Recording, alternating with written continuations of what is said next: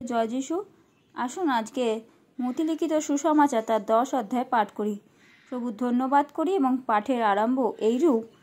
পরে তিনি আপনার 12 জন শিষ্যকে নিকটে ডাকিয়া তাহাদিগকে অসুচি আত্মাদের ওপরে ক্ষমতা দিলেন, যেন তাহারা তাহাদিগকে ছাড়াইতে এবং সর্বপ্রকার রোগ ও ব্যাধি আরোগ্য করিতে পারেন। সেই 12 জন প্রেরিতের নাম এই প্রথম সিমোন, যাকে পিতর বলে, এবং তাহার ভ্রাতা আন্দ্রিয়, শিবদেওর পুত্র যাকব এবং তাহার ভ্রাতা যোহন, ফিলিপ ও বর্থলময়, থোমা ও করগাহী মতি, আলফের পুত্র যাকব ও থদ্রেয়, কানানি সিমন এবং ইস্করিতীয় যিহুদা, যে তাহাকে শত্রু হস্তে সমর্পণ করিল।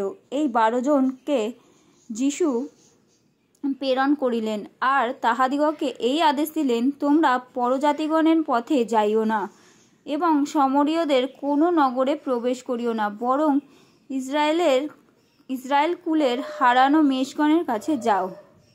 আর তোমরা যাইতে যাইতে এই কথা প্রচার করো, স্বর্গরাজ্য সন্নিকট হইল।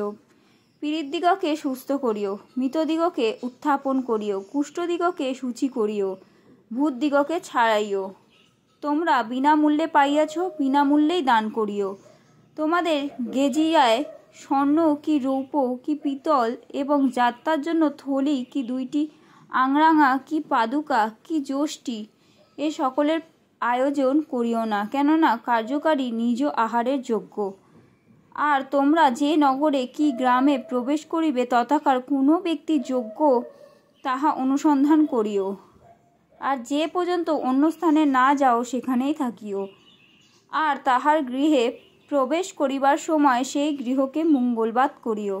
তাহাতে সেই গৃহ যদি যোগ্য হয়, তবে তোমাদের শান্তি তাহার প্রতি বর্তুক, কিন্তু যদি যোগ্য না হয়, তবে তোমাদের শান্তি তোমাদের কাছে ফিরিয়া আইসুক। আর যে কেহ তোমাকে দিগকে গ্রহণ করে না এবং তোমাদের কথা শোনে না, সেই গৃহ কিংবা সেই নগর হইতে বাহির হওয়ার সময় আপন আপন পায়ের ধুলা ঝাড়িয়া ফেলিও।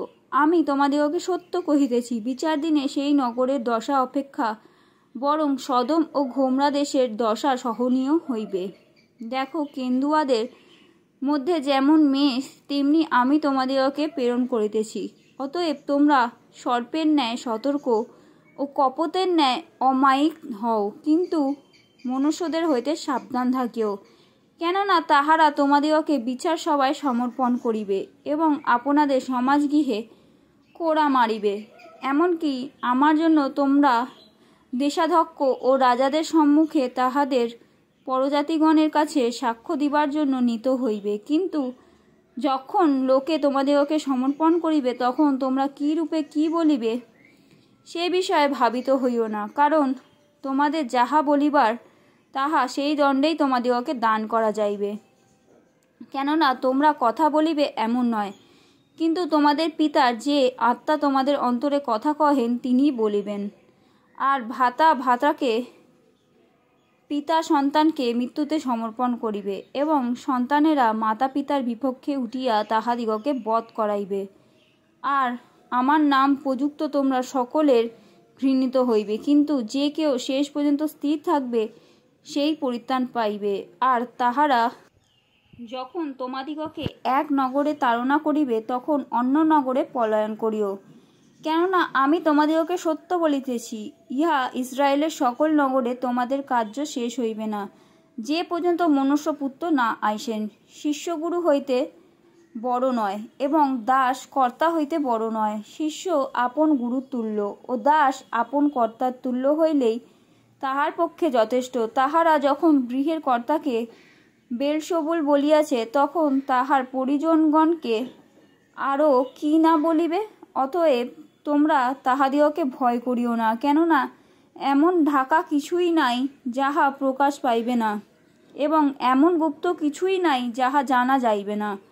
আমি যাহা তোমাদিগকে অন্ধকারে বলি, তাহা তোমরা আলোতে বলিও, এবং যাহা কানে কানে শোনো, তাহা ছাদের ওপরে প্রচার করিও।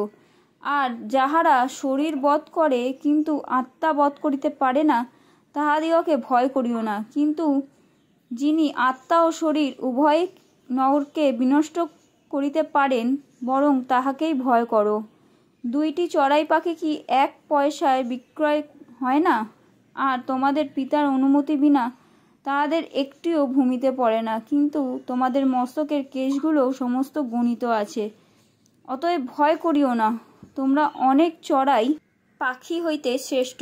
অতএব যে কেউ মনুষ্যদের সাক্ষাতে আমাকে স্বীকার করে, আমিও আপন স্বর্গস্থ পিতার সাক্ষাতে তাহাকে স্বীকার করিব। কিন্তু যে কেউ মনুষ্যদের সাক্ষাতে আমাকে অস্বীকার করে, আমিও আপন স্বর্গস্থ পিতার সাক্ষাতে তাহাকে অস্বীকার করিব।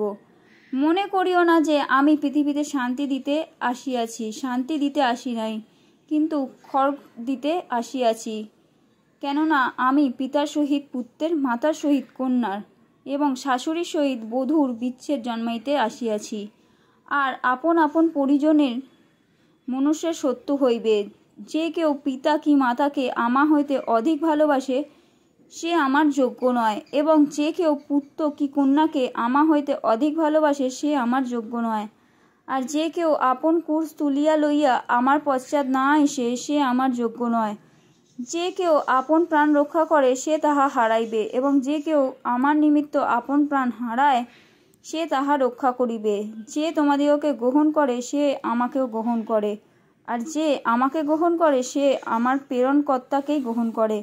যে ভাববাদীকে ভাববাদী বলিয়া গ্রহণ করে, সে ভাববাদীর পুরস্কার পাইবে, এবং যে ধার্মিককে ধার্মিক বলিয়া গ্রহণ করে, সে ধার্মিকের পুরস্কার পাইবে। আর যে কেহ এই ক্ষুদ্রগণের মধ্যে কোনো একজনকে শিষ্য বলিয়া কেবল 1 বাটি শীতল জল পান করিতে দেয়, আমি তোমাদিগকে সত্য বলেছি, সে কোনো মতে আপন পুরস্কারে বঞ্চিত হইবে না। আমেন।